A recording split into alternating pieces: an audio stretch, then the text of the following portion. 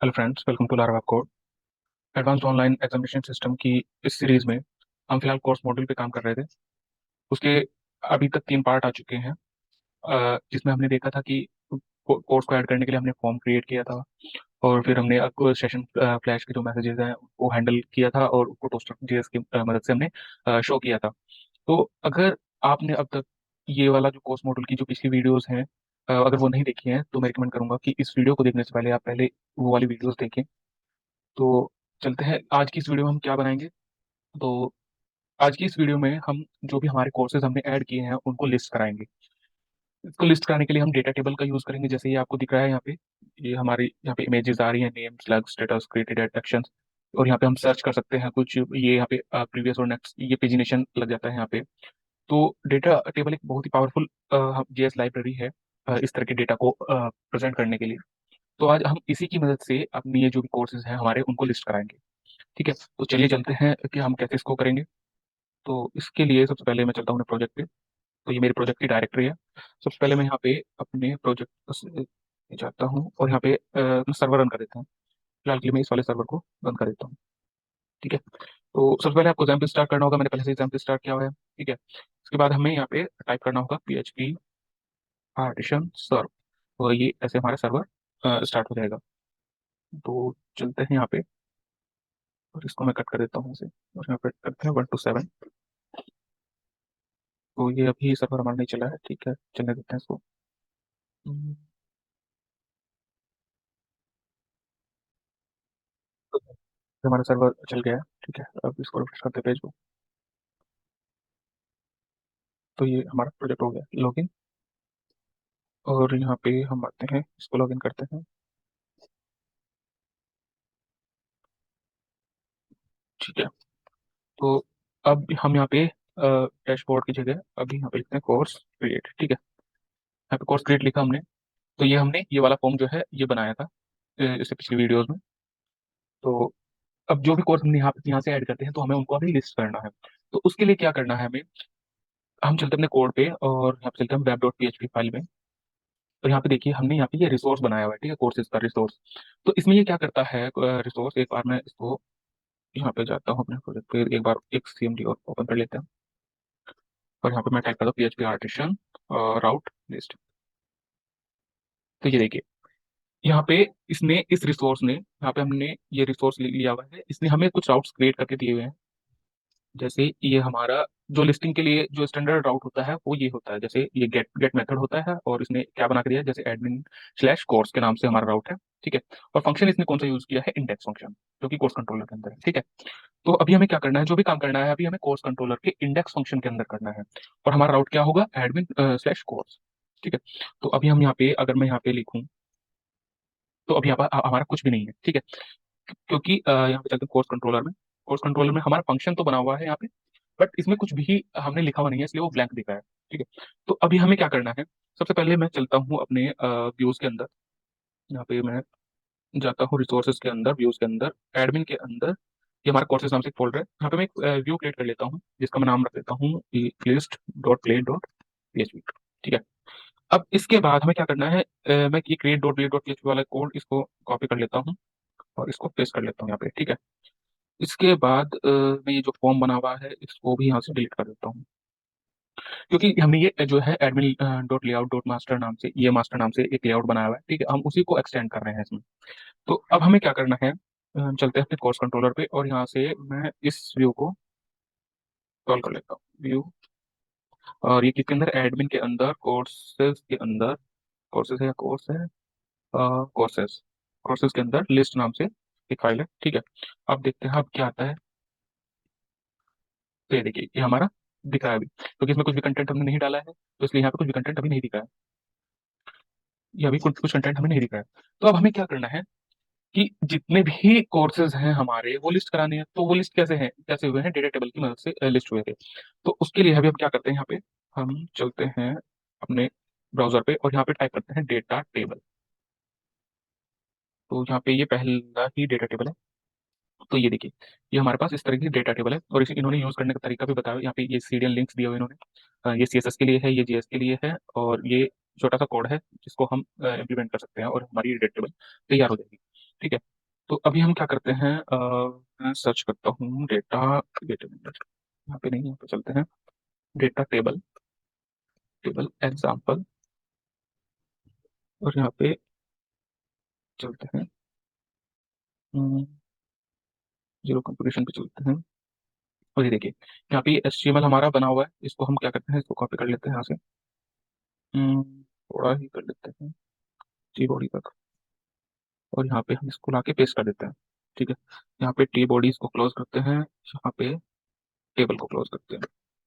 अब हमें क्या करना है, अब सबसे पहले हमें तो जो कॉलम्स हमें यहाँ पे शो कराने हैं, ठीक है, वो कोर्स कॉलम्स हमें देखने हैं। वो कॉलम्स कौन कौन से होंगे हमारे पास, हमारे कोर्स वाली जो टेबल है। अभी यहाँ पे मैं चलता हूँ लोकल होस्ट PHP माई एडमिन,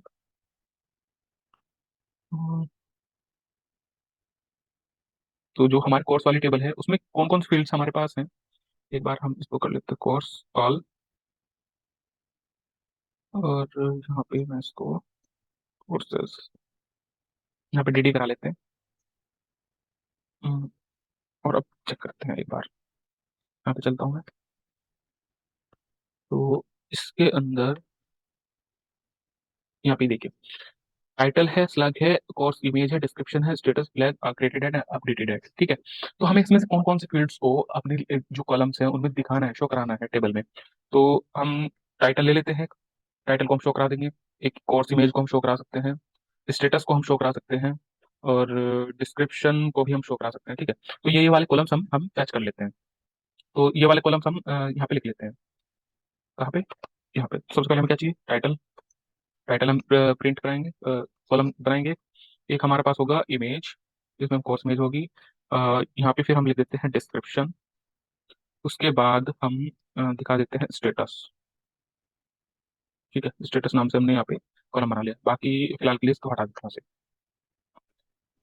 अब हम क्या करते हैं, इसको एक मिनट में यहाँ से हटाता हूँ उसको, और इसको दिस, जो हमारा ये हमने पब्लिक वेरिएबल बनाया हुआ है डेटा, तो मैं इसी में, इसमें यहाँ पे डाल देता हूँ कोर्सेज, और यहाँ पे ये पास कर देता हूँ। ठीक है, इसके बाद ये वाला जो डेटा होगा हमारा यहाँ पे आ जाएगा। अभी हमें इसको ही क्या करना है, यहाँ पे प्रिंट कराना है। तो कैसे होगा, मैं यहाँ पे लगाता हूँ for each loop, courses, courses के अंदर से हम वैल्यूज निकालते हैं, और इसको एंड फॉर ईच, और इसमें हम यहाँ पे TR लिखते हैं, TD, और यहाँ पे हम कौन कौन सी वैल्यू निकालेंगे इसमें से, सबसे पहले कौन सी वैल्यू है हमारे पास, टाइटल, तो टाइटल यहाँ पे लिख देते हैं, और इसको मैं कॉपी पेस्ट कर देता हूँ।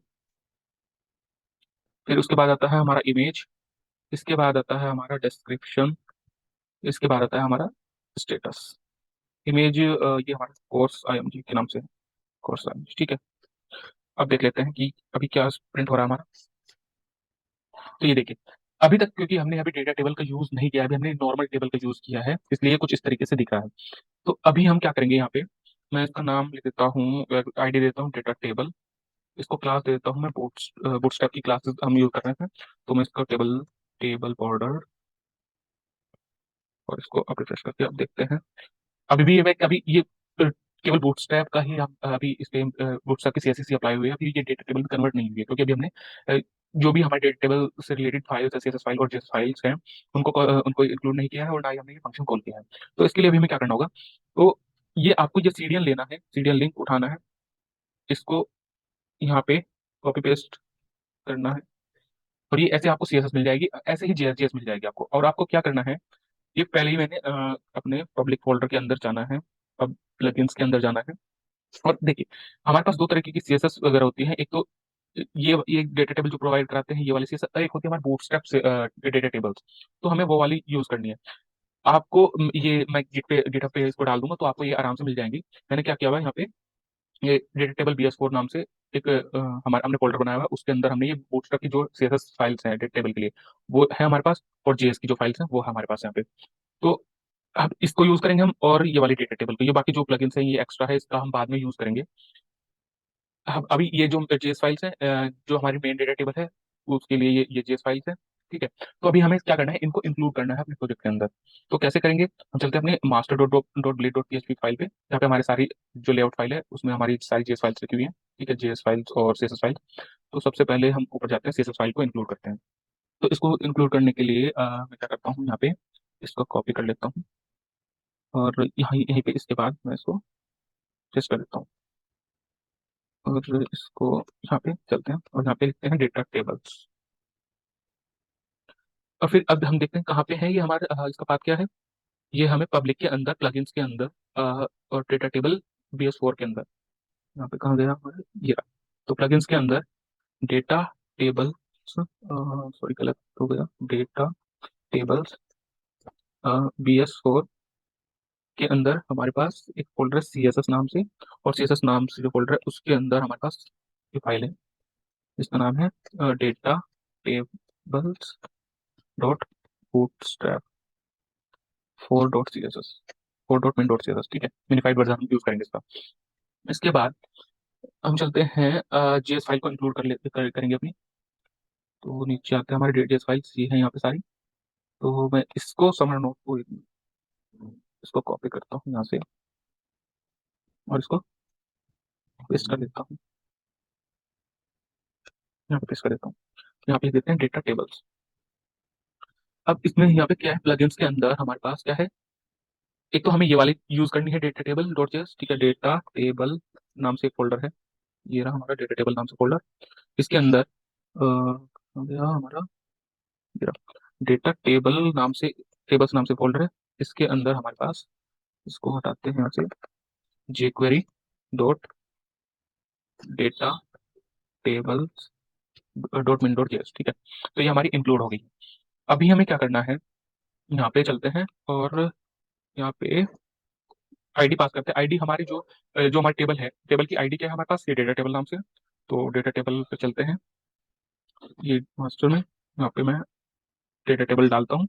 ठीक है, क्योंकि यही जो मास्टर फाइल है, ये हमारी लेआउट फाइल है, ये एक्सटेंड कर रही है, इसको एक्सटेंड कर रही है, ये लिस्ट डॉट bsp फाइल है जो। तो इसलिए ये वाला वेरिएबल जो आईडी है यहाँ पे एक्सेसिबल होगी। तो इसलिए मैं यहाँ पे ये डेटा टेबल आईडी ली। इसके बाद यहाँ पे फंक्शन क्या था हमारा, डेटा टेबल। यहाँ पे देख लेते हैं एक बार, ये डेटा टेबल नाम से फंक्शन। अब चेक करते हैं कि क्या ये इस डेटा टेबल बनी है या नहीं। तो इसको रिफ्रेश करते हैं, तो ये देखिए ये डेटा टेबल बन गई है अभी हमारी। बट अभी अभी क्या हो रहा है इसमें, यहाँ पे ये थोड़ा इसका लेआउट थोड़ा सही नहीं लग रहा है। ये यहाँ पे प्रीवियस वन नेक्स्ट वन ये इस तरीके से थोड़ा अजीब सा दिख रहा है, लेकिन फिर भी अभी इसको इसको बाद में देखेंगे। फिलहाल हमारी डेटा टेबल लग चुकी है, ये हमारा डेटा टेबल बन गई है। इसके लेआउट को हम बाद में फिक्स कर लेंगे। इसके अब हमें क्या करना है, अभी यहाँ पे चलते हैं हम अपने list dot blade dot PHP पे। अब हमें हर चीज, इसमें जो ये टेबल है इसको हम डायनामिक बना सकते हैं। ठीक है, डायनामिक कैसे, और अच्छा एक चीज और बता देता हूँ मैं, कि जैसे ये फिलहाल क्या किया हुआ है हमने, एक मिनट, यहाँ पे चलते हैं कोर्स कंट्रोलर के ऊपर। अब हमने यहाँ पे क्या किया है, देखिए जितना भी हमारे कोर्स वाली टेबल में डेटा है, वो पूरा का पूरा डेटा हमने इस वाली फाइल में यहाँ पे ये सारा प्रिंट कराया हुआ है। ठीक है, अब आप ये सोचो कि जैसे हमारी जो कोर्सेज टेबल है, कोर्सेज नाम से जो टेबल है उसमें अराउंड 10,000 डेटा है। ठीक है, और अगर आप इस तरीके से इसको सारे डेटा को इसमें पॉपुलेट कराएंगे, ठीक है, ऑल करके सारा डेटा आ गया और यहाँ पे ऐसे पॉपुलेट कराएंगे, तो जो हमारा वेब पेज है उसकी स्पीड जो है, वो जो वेब पेज है वो लोड होने में बहुत टाइम लेगा। क्योंकि 10,000 डेटा अगर आप एक साथ पॉपुलेट कराओगे, तो फिर हमारा जो पेज की स्पीड है वो बहुत ज्यादा हो जाएगी। ठीक है, पेज बहुत लेट से लोड होगा। तो लेकिन हम नहीं चाहते, क्योंकि हमें ये जो प्रोजेक्ट बनाना है वो बिल्कुल रोबस्ट और अच्छा प्रोजेक्ट बनाना है, जिसमें मतलब हम सारी जो चीजें हैं इस तरह की कि जो पेज हमारा रेस्पॉन्सिवनेस है जो पेज की वो अच्छी हो। ठीक है, ये जल्दी से लोड हो हमारा, तो चीजें हमें करनी है। तो इस चीज को करने के लिए, ठीक है, कि ये पेज हमारा जल्दी लोड हो, तो हम क्या कर सकते हैं कि हम एक बार में, लेट्स से अगर हमारे पास टेबल में 10,000 डेटा है, तो हम 10-10 डेटा जो है वो चंक में ला सकते हैं पहले। क्योंकि अभी हमें क्या करना है, हमें स्टार्टिंग में यहाँ पे ये एक पेज पे 10 रिकॉर्ड ही हम देखते हैं। ठीक है, अगर हमें कोई और रिकॉर्ड देखना है, ठीक है, तो उस रिकॉर्ड को देखने के लिए क्यों ना हम क्या करें कि जब भी जैसे यहाँ पे अभी एक ही बटन आ रहा है, मतलब प्रीवियस वन और नेक्स्ट आ रहा है यहाँ पे, जब भी यहाँ पे डेटा 10 से ज्यादा हो जाएगा तो यहाँ पे इसकी जो पेजिनेशन है वो 1 2 3 4 ऐसे होता होता चला जाएगा, ठीक है। तो जब आप दूसरे बटन पे क्लिक करोगे, जैसे अभी तो पेज 1 है, पेज 2 पे क्लिक करोगे आप, तो वो सर्वर पे रिक्वेस्ट आनी चाहिए और फिर वो वहां से डेटा जो 10 रिकॉर्ड है, केवल 10 रिकॉर्ड है, नेक्स्ट 10 रिकॉर्ड वो फैच करके लाना चाहिए उसको। उससे क्या होगा कि हमारा एकदम से सारा डेटा अगर हम ऐसे कॉपी करेंगे पेज स्पीड कम हो जाए, ज्यादा हो जाएगी। तो ऐसे वो नहीं होगा फिर। तो इसके लिए अभी हमें क्या करना है, जो ये तो अभी हमने नॉर्मल डेटा टेबल यूज की है, और हम डायरेक्ट इसमें पॉपुलेट करा रहे हैं डेटा। इसके लिए हमें एजेक्स का यूज करना चाहिए, एजेक्स डेटा टेबल का यूज करना होगा। ठीक है, वो कैसे होगा, हम यहाँ पे चलते हैं और मैं यहाँ पे टाइप करता हूँ एजेक्स डेटा टेबल एग्जाम्पल्स। यहाँ पे चलते हैं हम एजेक्स डेटा टेबल्स पे, और अभी मैं जाता हूँ सर्वर साइड पे, और यहाँ पे ऑब्जेक्ट डेटा सोर्स पे। हम्म, तो ये देखिए यहाँ पे इसका जो एजेक्स डेटा टेबल का कोड है वो इन्होंने यहाँ पे प्रोवाइड कराया हुआ है हमें। ये कुछ इस तरीके से कोड होता है हमारा एजेक्स डेटा टेबल का। ये एजेक्स रिक्वेस्ट में, ये अगर आपके पास इस तरीके से कुछ डेटा आ रहा है, ठीक है, ये एक ऑब्जेक्ट टाइप में ऑब्जेक्ट है, फिर डेटा के अंदर ये एरे, ऑब्जेक्ट्स ऑब्जेक्ट्स का एरे है, तो इस तरीके से डेटा हमारे पास आना चाहिए। और ये सर्वर साइड स्क्रिप्ट है, ठीक है, ये तो हम अपने आप से लिखेंगे। तो हमें क्या करना है, सर्वर साइड रेंडरिंग करानी है कि सर्वर साइड पे रिक्वेस्ट भेजनी है, फिर वहां से वो 10 रिकॉर्ड्स डेटा फैच करके लेके आएगा, और फिर उसको हम पॉपुलेट कराएंगे। ठीक है, तो अब हमें क्या करना है, हम चलते हैं अपने कोड पे, और यहाँ पे मैं क्या करता हूँ,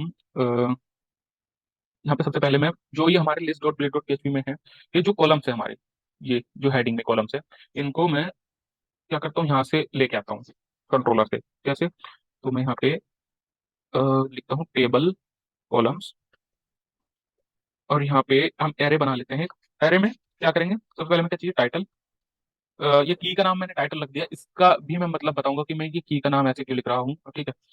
यहाँ पे टाइटल, और इसके बाद हमें क्या चाहिए, इमेज चाहिए, तो मैं यहाँ पे लिख देता हूँ कोर्स IMG, और यहाँ पे इसका नाम लिख देता हूँ इमेज। और इसके बाद हमें चाहिए डिस्क्रिप्शन, डिस्क्रिप्शन की हो गई, और ये डिस्क्रिप्शन, उसके बाद स्टेटस, और ये स्टेटस ऐसे लिख दिया मैंने। तो जो भी कॉलम्स के नेम हैं, यहाँ पे मैंने कॉलम के नेम यहाँ पे लिखे हैं, टाइटल, इमेज, डिस्क्रिप्शन, स्टेटस। ये कैपिटल मतलब उसमें है, ये फर्स्ट लेटर कैपिटल है। वैसे मैंने इसका जो वैल्यू बनाई हुई है, ई का नाम तो मैंने स्मॉल में रखा है, और वैल्यू जो ऐसे लिखी हुई है। तो अब मैं क्या करता हूँ, ये जो टेबल कॉलम्स नाम से हमारा एरे बना हुआ है, मैं इसको उठाता हूँ यहाँ पे, इसको यहाँ से, यहाँ पे फॉर ईच लूप लगाते हैं, यहाँ पे फॉर ईच लूप लगाया मैंने, और as columns and for each, और ये TH के अंदर हम इसको ऐसे अपडेट करा देंगे, कॉलर कॉलम्स। ठीक है, अब इसको एक बार देख लेते हैं कि ये सही चल रहा है नहीं। तो ये अभी भी सही चल रहा है, ये टाइटल, इमेज, डिस्क्रिप्शन, स्टेटस आ गया। अब हमें क्या करना है, एक काम करते हैं हम, जो ये टेबल है हमारी, इसको मैं यहाँ से कट करता हूँ, इसको मैं यहाँ से कट कर देता हूँ। और इसके लिए हम चलते हैं अपने यहाँ पे एडमिन के अंदर, मैं एक फोल्डर बना लेता हूँ यहाँ पे, इसका नाम मैं रखता हूँ डेटा टेबल। और इसके अंदर ये मैंने शायद फाइल बना दी, तो उसको मैं डिलीट करता हूँ, और यहाँ पे मैं फोल्डर क्रिएट करता हूँ जिसका नाम है डेटा टेबल, और इसके अंदर मैं एक फाइल बनाता हूँ, इसका नाम मैं रखता हूँ रखते data table dot blade dot PHP, और यहाँ पे मैं इसको पेस्ट कर देता हूँ। अब ये मैं ऐसा क्यों कर रहा हूँ, इसका भी आपको आगे पता चलेगा। इस फाइल को हम रीयूज कर सकते हैं, कैसे रीयूज कर सकते हैं वो भी मैं आगे बताऊंगा, ठीक है। इसके बाद अभी हमें क्या करना है, ये टेबल जो डेटा टेबल है यहाँ पे इंक्लूड करानी है। कैसे इंक्लूड कराएंगे, यहाँ पे इंक्लूड, और ये किसके अंदर है, एडमिन के अंदर, डेटा टेबल के अंदर, डेटा टेबल नाम से ही हमारे पास फाइल है। तो ये इंक्लूड हो गई है। अब ये फाइल जो है, क्योंकि इसके अंदर इंक्लूड हो गई, तो जो भी इसके पास डेटा आ रहा होगा वो इस फाइल के पास भी जाएगा। ठीक है, तो अब देख लेते हैं कि ये क्या सही चल रहा है अभी। तो ये अभी भी परफेक्ट चल रहा है। अब इसके बाद अभी हमें क्या करना है, यहाँ पे list dot blade dot PHP में चलते हैं, यहाँ पे चलते हैं पहले मास्टर पे, master dot blade dot PHP, और यहाँ पे एक सेक्शन और क्रिएट करते हैं। जैसे हमने ये सेक्शन बनाए हुए हैं ना इसमें, ये सेक्शन बनाए हुए हैं, अ, अच्छा यहाँ पे हमने यील्ड करके बनाया हुआ है, यील्ड के थ्रू, बट यहाँ पे भी हम एक सेक्शन बना लेते हैं। यहाँ पे सबसे नीचे चलते हैं, यहाँ पे चलते हैं, और यहाँ पे मैं लिखता हूँ सेक्शन, और इसका नाम रखता हूँ मैं पेज स्क्रिप्ट। ठीक है, यहाँ पे जो भी हमारी JS फाइल है, और इसको मैं यहाँ पे क्या करता हूँ, डॉलर शो करा देता हूँ। अब इस सेक्शन के अंदर जितना भी कंटेंट, मतलब ये सेक्शन क्या होगा, हम इस सेक्शन को अपने पेज में बना सकते हैं, और इसके उसके अंदर जो भी हम लिखेंगे वो यहाँ पे पॉपुलेट हो जाएगा। अब चलते हैं हम अपनी list dot play dot PHP पे, और यहाँ पे मैं क्या करता हूँ, इस कंटेंट सेक्शन के बाद यहाँ पे इस सेक्शन को कॉल कर लेता हूँ, पेज सेक्शन, और यहाँ पे at the rate and section. ठीक है। अब इसके बाद यहाँ पे हम अपना क्या रखेंगे, स्क्रिप्ट, जो भी हमारी जेएस की स्क्रिप्ट हम लिखेंगे वो हम यहाँ पे लिख सकते हैं। यहाँ पे स्क्रिप्ट टैग लगाया मैंने। और अब हमें क्या करना है, यहाँ पे मैं सबसे पहले लिखता हूँ dollar document dot ready function. इससे क्या होगा कि जब भी हमारा पेज पूरा लोड हो जाएगा, हमारा डॉक्यूमेंट जो है पूरा लोड हो जाएगा, तभी इसके अंदर का जो कोड है वो चलेगा इस जावास्क्रिप्ट के अंदर। ठीक है। तो अब हमें क्या करना है, मैं एक, ये पहले हम क्या करते हैं, एक फाइल बना लेता हूँ पब्लिक के अंदर, पब्लिक फोल्डर के अंदर, पब्लिक फोल्डर के अंदर गए हम, डिस्ट के अंदर गए, यहाँ पे जेएस के अंदर एक फाइल बना लेता हूँ, जिसका नाम रख लेता हूँ मैं कॉमन डॉट जेएस। ठीक है। इसमें जो कि हमारी कॉमन जेएस होगी, स्क्रिप्ट होगी, जो कॉमन फंक्शंस होंगे जावास्क्रिप्ट के, वो हम इस फाइल में लिखेंगे। ठीक है। और इसको हम यहाँ पे इस फाइल में इंक्लूड करा लेते हैं। तो इसको मैं चलता हूँ यहाँ पे स्क्रिप्ट SRC, और ये कहाँ पे है, इसको सेट लगाते हैं, और ये हमारे पब्लिक के अंदर है, और डिस्ट के अंदर, जेएस के अंदर common dot common dot JS नाम से फाइल है। तो ये हमारी इंक्लूड हो गई फाइल। अब इसके बाद हम क्या करते हैं, अब ये डेटा टेबल एग्जांपल्स हैं जो, तो इसको हम क्या करते हैं, यहाँ से उठाते हैं, इसको यहाँ से उठाते हैं, और अपनी कॉमन डॉट जेएस फाइल में यहाँ पे हम एक फंक्शन बनाते हैं। फंक्शन का नाम क्या रखेंगे, जैसे render Ajax data table, data table, और यहाँ पे इसको मैं पेस्ट कर देता हूँ। अब इसमें हमें क्या करना है, इस फंक्शन के अंदर हम कुछ पैरामीटर लेंगे। पैरामीटर क्या होंगे, पहले तो मैं इसको ही हटा देता हूँ यहाँ से, और जो आईडी हमें बाहर इस फंक्शन में पास होगी, वो आईडी हम यहाँ पे यूज करेंगे। ठीक है। दूसरी चीज क्या है, जो हमारा ये एजेक्स का यूआरएल दिया हुआ है, इसको हम यूज नहीं करेंगे यहाँ पे, इसको मैं ऐसे करता हूँ यूआरएल, यूआरएल, और इसको भी, इस यूआरएल को भी हम यहाँ से इनपुट में, सॉरी, अपने पैरामीटर में ले लेते हैं। ठीक है। तो ये यूआरएल ऐसे आ जाएगा हमारे पास। इसके बाद अब हमें क्या करना है, इस फंक्शन को कॉल करा लेंगे हम कहाँ पे, अपनी जो list dot blade dot PHP है इसके अंदर, यहाँ पे चलते हैं ये फंक्शन, और इसके अंदर क्या क्या पास करते हैं, एक तो अपनी आईडी पास करते हैं। आईडी क्या है हमारे पास, ये जो भी हमारा डेटा टेबल है, इसकी आईडी क्या है, डेटा टेबल नाम से। तो मैं यहाँ पे डेटा टेबल नाम से ये आईडी है वो पास कर देता हूँ। इसके बाद हमें चाहिए होगा यूआरएल। यूआरएल कौन सा यूआरएल होता है ये, जहाँ पे ये जिस यूआरएल पे जाके ये हमारा जो जो डेटा होगा वो लेके आएगा फैच करके।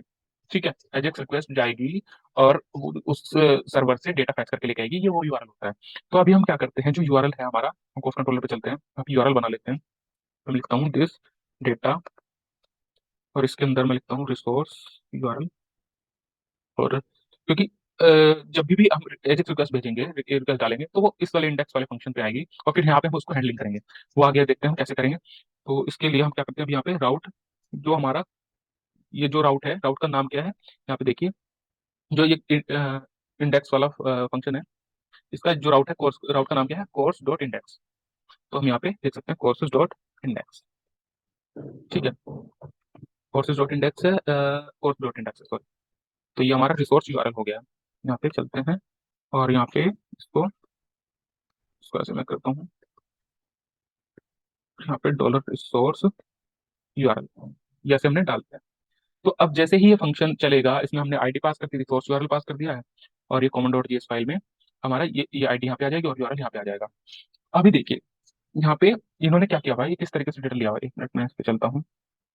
ये देखिए यहाँ पे जो कॉलम्स है, ये कॉलम्स है, इन्होंने की, ये एरे बना हुआ है, ये ऑब्जेक्ट है। ठीक है। यहाँ पे जो की का नाम है वो डेटा है, और उसके बाद ये वो वाली की है जो ये फैच करके ला रहे हैं। जैसे मैं यहाँ पे दिखाऊँ आपको, ये देखिए, यहाँ पे ये फर्स्ट नेम है, लास्ट नेम है, पोजीशन है, ऑफिस स्टार्टेड, सैलरी, तो वही चीजें इन्होंने यहाँ पे लिखी हुई है। ठीक है। डेटा की है, और उसमें यहाँ पे इन्होंने ये वैल्यू दी हुई है इसकी। तो अभी हमें क्या करना है, इसको भी हम डायनामिक बनाएंगे। डायनामिक कैसे बनाएंगे, चलते हैं, इसको हम यहाँ पे कॉपी कर लेता हूँ मैं, और यहाँ पे कोर्स कंट्रोलर में चलता हूँ, और फिलहाल के लिए मैं इसको यहाँ पे पेस्ट कर देता हूँ, कि हमें स्ट्रक्चर पता चल जाए कि हम इसका कैसे बनाने वाले हैं इसको। तो मैं क्या करता हूँ, सबसे पहले हमारे हमारे पास क्या होना चाहिए, एक एरे होना चाहिए। तो मैं क्या करता हूँ, इसको दिस डेटा, और मैं लिख देता हूँ टेबल कॉलम्स जीएसएम लिख देता हूँ। ठीक है। और इसके अंदर ये हमारा क्या होगा, ये एक एरे है। अच्छा ये देखिए हमारे पास ये जो नेम है, जो जैसे फर्स्ट नेम लास्ट नेम ऐसे हैं इनके, हमारे पास तो है ही ये टाइटल हो गया, कोर्स इमेज हो गया, डिस्क्रिप्शन, स्टेटस, ये सब चीजें। तो हम क्या करते हैं, अच्छा एक चीज और मैं बता दूं यहाँ पे, जो ये फर्स्ट नेम लास्ट नेम ये इन्होंने दिया हुआ है ना, ये यहाँ पे, ये इनके वो वाले नेम हैं जो कि जैसे हमारे पास ये जो हमारी टेबल में, डेटाबेस में जिस नाम से हमारा डेट कॉलम है, जैसे इसलिए मैंने यहाँ पे ये की नेम की ली हुई है, जैसे टाइटल, यहाँ पे कोर्स इमेज, यहाँ पे डिस्क्रिप्शन, यहाँ पे स्टेटस। ठीक है, तो मैं क्या करता हूँ, इस पे फॉर ईच लूप लगा देता हूँ, यहाँ पे फॉर ईच लूप लगाता हूँ इस पे, दिस डेटा टेबल कॉलम्स, और यहाँ पे एस डॉलर की वैल्यू ले लेता हूँ। अब क्या करते हैं इसको, यहाँ पे चलते हैं। अब क्या होगा, यहाँ पे ये डेटा टेबल कॉलम्स जो है, जेसन जो है, ये एक एरे है, ठीक है, ये एरे बना दिया हमने। अब इसके अंदर एक एक ऑब्जेक्ट आ रहा है, ठीक है, एक अभी हम क्या करेंगे, इसको ये एरे ही मान मान ले रहे हैं, ठीक है, ये एक एरे होगा जिसके अंदर एक की होगी डेटा नाम से, और उसके अंदर ये फिर इन्होंने ये फर्स्ट नेम डाला हुआ है। तो अभी हमें क्या करते हैं, यहाँ पे मैं एक एरे बनाएंगे हम, इसके अंदर क्या की होगी, डेटा, और वैल्यू क्या होगी, ये की, ठीक है, की क्यों है, क्योंकि हमें ये वाली वैल्यू लेनी है, टाइटल, कोर्स इमेज, डिस्क्रिप्शन, जो कि हमारी डेटाबेस में एक्चुअल कॉलम्स हैं। तो ये हमने ली, और इसको मैं यहाँ से हटा देता हूँ, और यहाँ पे इसको करते हैं। अब इसको देख लेते हैं कि इसमें हमारा डेटा किस तरीके से आया है। तो इसको मैं कॉपी करता हूँ, यहाँ पे डीडी लगा देता हूँ, यहाँ पे डीडी लगाया मैंने, इसको रिफ्रेश करते हैं।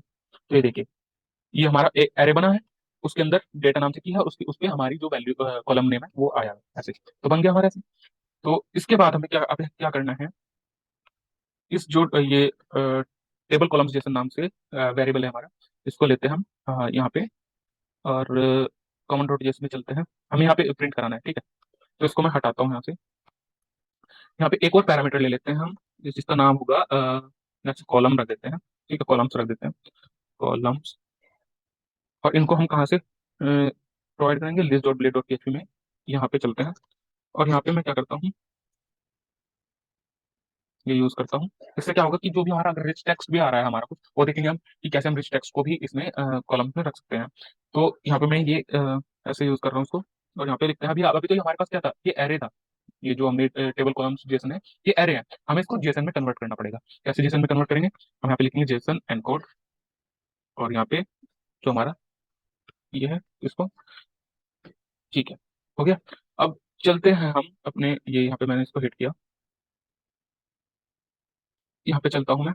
अब ये डेटा हमारे उसकी वजह से ही पॉपुलेट हो रहा है, क्योंकि हमने ये पॉपुलेट कराया हुआ है कहाँ से, ये जो डेटा टेबल में ये हमने ऐसे किया हुआ है। इसको फिलहाल मैं क्या करता हूँ, यहाँ से इसको मैं कमेंट कर देता हूँ, ठीक है। अभी यहाँ पे आपको ब्लैंक दिखेगा, ये ब्लैंक हो गया, ठीक है।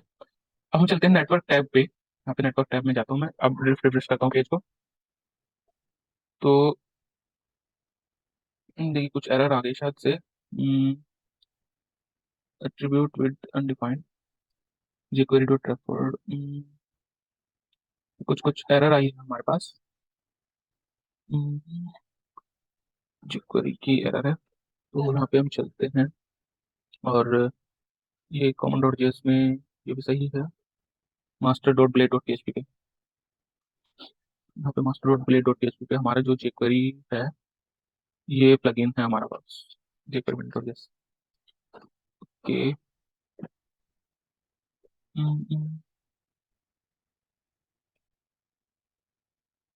तो अच्छा, हमने यहाँ पे ये पेज सेक्शन यूज किया, लिख दिया है, जबकि हमारा ये master dot blade dot PHP में इसका जो नाम है वो पेज स्क्रिप्ट है, ठीक है। तो इसको मैं यहाँ पे इसको कॉपी कर लेता हूँ, और इसको डेटा टेबल, सॉरी यहाँ पे मेरी list dot blade dot PHP है, यहाँ पे इसको पेस्ट कर देता हूँ, ठीक है। अब एक चीज और, यहाँ पे हम चलते हैं master dot blade dot PHP, हम सेम आईडी पे दो बार डेटा टेबल यूज नहीं कर सकते हैं, ठीक है। तो इसलिए मैं इसको यहाँ पे कमेंट कर देता हूँ, और यहाँ पे list dot blade dot PHP है, ये फंक्शन कॉल होगा तो ये हमारी डेटा टेबल जो है कॉमन डॉट जेएस फाइल में ये हमारी इंप्लीमेंट होगी इसके। तो देखते हैं अभी, इसको मैं रिफ्रेश करता हूँ यहाँ पे, और यहाँ पे नेटवर्क पे चलते हैं। तो अब ये देखिए, इसमें कुछ एरर दी हमें, लेकिन उसको एरर को देखेंगे अभी हम। नेटवर्क टैब पे चलते हैं, ये देखिए ये हमारा डेटा टेबल जो है इंप्लीमेंट हो गई है यहाँ पे, हमने वहां से तो कमेंट किया है, ये master dot blade dot PHP से इसको हमने ये कमेंट किया है यहाँ पे, और ये कहाँ से चल रही है अभी, ये हमारी कॉमन डॉट जेएस फाइल से चल रही है, ठीक है। अब क्या क्या करेंगे हम, list dot blade dot PHP file के अंदर हमने ये सब कुछ हो गया, ठीक है। अब देखिए यहाँ पे इसने क्या किया, यहाँ पे नेटवर्क टैब में आप इस पे फैच XHR पे करिएगा जो एजेक्स रिक्वेस्ट है। तो इस वजह से हम क्लिक करते हैं, ये इसने रिक्वेस्ट भेजी हमारे कहाँ पे, जो हमने हमने इसको यूआरएल प्रोवाइड किया था, कौन सा, एडमिन कोर्स, जो कोर्स इन डॉट इंडेक्स वाला राउट था, ठीक है। ये वाला जो राउट है, ये देखिए कहाँ पे भेजा इसने, HTTP, ये हमारा आईपी है इसका, एडमिन कोर्स, ठीक है। और उसके बाद इसने कुछ कुछ ये डेटा भेजा है। डेटा क्या भेजा है, यहाँ पे पेलोड में चले जाते हैं, और ये कुछ इस तरीके से इसने डेटा हमें रिक्वेस्ट किया है कि इस ये डेटा हमें, इसने क्या क्या रिक्वेस्ट किया है कि ये टाइटल नाम से है, इसमें सर्चेबल होना चाहिए ये। और जैसे यहाँ पे जो ऑर्डर होगा हमारा, जो सॉर्टिंग ऑर्डर होगा वो किस कॉलम पे होगा, वो जीरो वाले कॉलम पे होगा, जीरो में कौन सा है, जीरो के अंदर डेटा के अंदर टाइटल वाले कॉलम पे है। और इसका जो स्टार्ट है, मतलब ऑफसेट क्या है, वो जीरो है, लिमिट कितनी है 10।